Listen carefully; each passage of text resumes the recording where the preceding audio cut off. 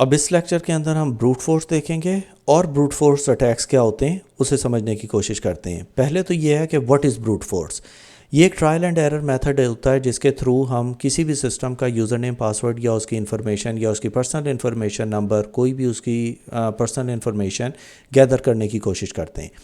अब क्रिप्टोग्राफी के अंदर ब्रूट फोर्स अटैक्स के जब भी हम बात करते हैं तो हम एनक्रिप्शन और डिक्रिप्शन की बात करते हैं, जो कि चेक करता है जितनी भी पॉसिबल कीज़ या पासवर्ड हो सकते हैं उस सिस्टम के अंदर एंटर करने के लिए। अब समझने की कोशिश करते हैं कि ब्रूट फोर्स अटैक क्या होता है। ये एक साइबर अटैक होता है जिसके अंदर अटैकर कोई भी लार्ज नंबर ऑफ पॉसिबिलिटीज़ ले लेता है। जैसे हम डिक्शनरी अटैक ले लेते हैं फॉर एग्जांपल, अगर आपने पासवर्ड रखा है जो कि कोई भी वर्ड डिक्शनरी का है तो उसके अंदर डिक्शनरी के सारे वर्ड्स होते हैं, अपर केस, लोअर केस और ये वो सारी कम्बिनेशंस के साथ। तो अगर आपने कोई इंग्लिश का वर्ड ऐसा रखा हुआ है जो कि डिक्शनरी में अपीयर होता है तो वो बहुत आराम से उसे क्रैक कर लेता है। अब ये किसी किस्म की एनक्रिप्शन कीज़ भी हो सकती हैं, हिडन वेब पेज भी हो सकता है। ब्रूट फोर्स अटैक्स जो हैं रिलाई करते हैं कंप्यूटेशनल पावर के ऊपर, कि अगर आपके पास कोई जीपीयू है या ज़्यादा पावरफुल कंप्यूटर है तो आप ज़्यादा जल्दी क्रैक कर सकते हैं पासवर्ड्स को। उसके डिफरेंट तरीके होते हैं, रेनबो टेबल्स वगैरह, वो अभी हम बाद में बात करेंगे। लेकिन पॉसिबल कम्बिनेशन ऑफ पासवर्ड्स वगैरह को और एनक्रिप्शन कीज़ वगैरह को देखता है। जब तक उसे वो सही पासवर्ड नहीं मिल जाता वो उसके ऊपर ट्राई करता रहता है, और ये हमें फिर हेल्प करता है अनऑथराइज्ड एक्सेस के ऊपर, ताकि हम उस सिस्टम को ईजिली एंटर कर सकें। अब क्वेश्चन ये है कि इसे रोका कैसे जाए। उसका ये होता है कि जब एक मल्टीपल अटैम्प्ट्स बहुत सारी किसी भी सिस्टम के ऊपर होती हैं तो हम उसके ऊपर एक पॉलिसी लगाते हैं कि अगर बार बार कोई कोशिश करता है after 2 to 3 different failed attempts, आप सिस्टम को लॉक आउट कर दें।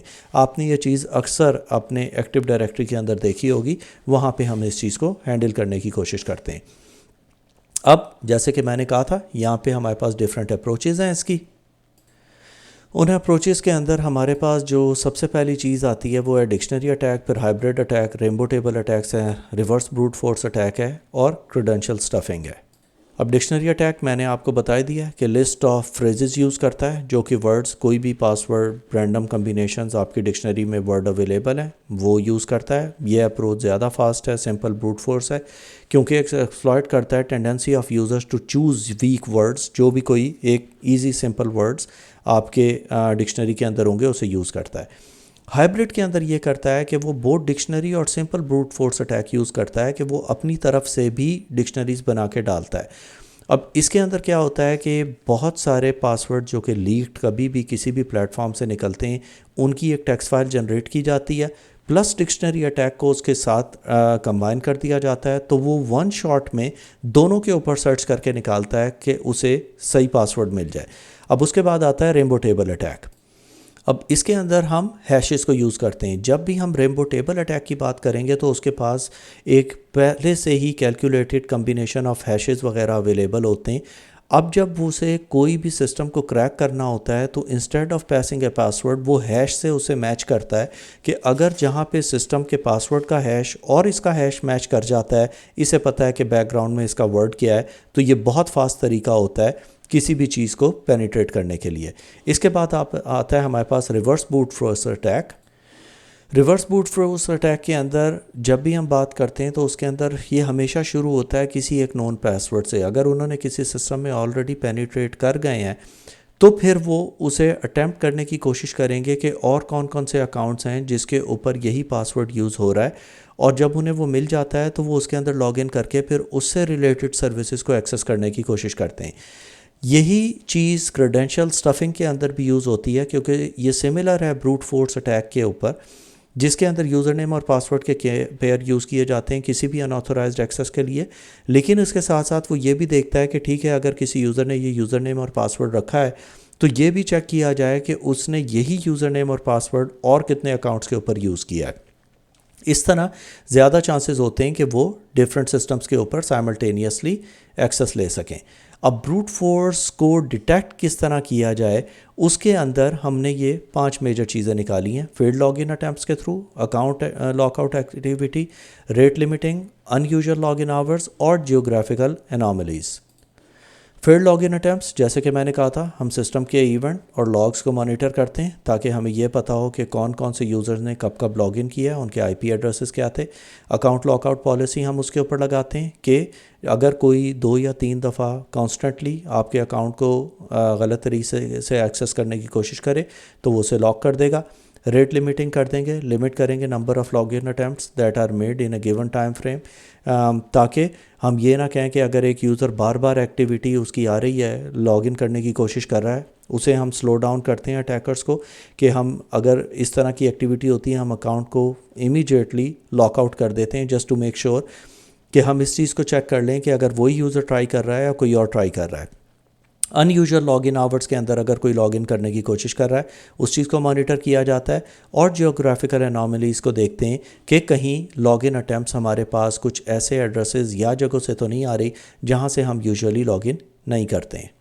अब आप देखें, जैसे मैं अपने सिस्टम में कंप्यूटर मैनेजमेंट के ऊपर आया हूं तो यहाँ पे आपको ये इवेंट व्यूअर नज़र आ रहा है जहाँ पे ये सारे इवेंट्स का लॉग मेंटेन कर रहा होता है।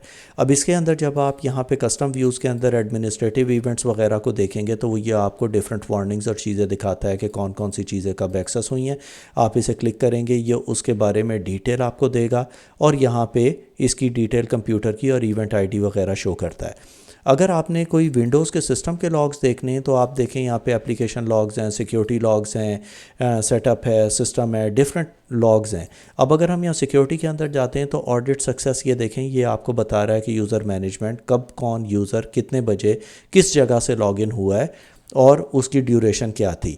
तो हमें ऑन एंड ऑफ इन सारी चीज़ों के ऊपर नज़र रखनी होती है ताकि हम अपने सिस्टम की सारी डिटेल्स उससे रिलेटेड निकाल सकें कि हमारे सिस्टम को किस किस टाइम पे किन किन IP एड्रेसेस से किस किस ने एक्सेस किया है। अब ब्रूट फोर्स मिटिगेशन की जब हम बात करते हैं तो हम इस चीज़ को नोट करते हैं कि हमारे पास स्ट्रॉन्ग पासवर्ड पॉलिसी हो, मल्टी फैक्टर ऑथेंटिकेशन हो, कैप्चा हमने लगाया हुआ हो, और फिर हमारे पास इंट्रूजन डिटेक्शन सिस्टम हो और IP ब्लैक लिस्टिंग हो। स्ट्रॉन्ग पासवर्ड पॉलिसी यही है कि हम कहते हैं कि अपर केस लोअर केस हों कैरेक्टर्स, इन्हें सीक्वेंस नहीं होनी चाहिए, रिवर्स में नहीं होने चाहिए, जो पासवर्ड आप पिछले 3 दफ़ा यूज़ कर चुके हैं वो दोबारा यूज़ नहीं हो सकता। ये सारी पॉलिसीज़ जब हम लगाते हैं तो हम मेक श्योर करते हैं कि किसी किस्म का ब्रूट फोर्स अटैक हमारे सिस्टम के ऊपर ना आए। मल्टी फैक्टर ऑथेंटिकेशन होती है कि हम रिक्वायर करते हैं एडिशनल वेरिफिकेशन टूल्स, चाहे गूगल ऑथेंटिकेटर है या डिफरेंट टूल्स हैं, वो हम यूज़ करते हैं टू मेक श्योर कि हमारे सिस्टम 100% सिक्योर हों। और पासवर्ड के बाद हमें ये एक और पासवर्ड प्रोवाइड करना पड़ेगा जो कि रैंडमली जनरेटेड नंबर होता है ताकि हम अपने सिस्टम को एक्सेस कर सकें। कैप्चा चैलेंज होता है जो कि हम इम्प्लीमेंट करते हैं कैप्चा को ऑन लॉगिन स्क्रीन्स के ऊपर।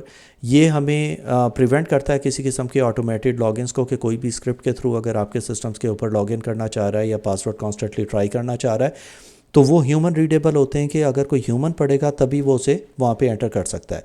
फिर हम इंट्रूजन डिटेक्शन सिस्टम्स भी करते हैं। इंट्रूजन डिटेक्शन या प्रिवेंशन सिस्टम्स दोनों सिमिलर होते हैं, कभी हम बाद में इसकी बात करेंगे। इंट्रूजन डिटेक्शन सिस्टम ये करते हैं कि ये आपके सिस्टम्स और को नेटवर्क को कॉन्स्टेंटली मॉनिटर करते हैं फॉर एनी सस्पिशियस एक्टिविटीज़ जो कि इंडिकेट करती हैं किसी भी ब्रूट फोर्स अटैक्स वगैरह को। इसके बाद आता है हमारे पास IP black listing. IP black listing होता है कि हम ब्लॉक कर देते हैं किसी भी IP एड्रेस को जिससे हम देखते हैं कि यहाँ से कॉन्स्टेंटली किसी किस्म का कोई एक नेगेटिव बिहेवियर आ रहा है ताकि वो हमारे सिस्टम्स को एक्सेस ना कर सके। इसके बाद हमारे पास फिर से हमारा वर्ड क्लाउड आ गया है। अगेन मेक श्योर कि आपको ये सारे टॉपिक्स आते हों।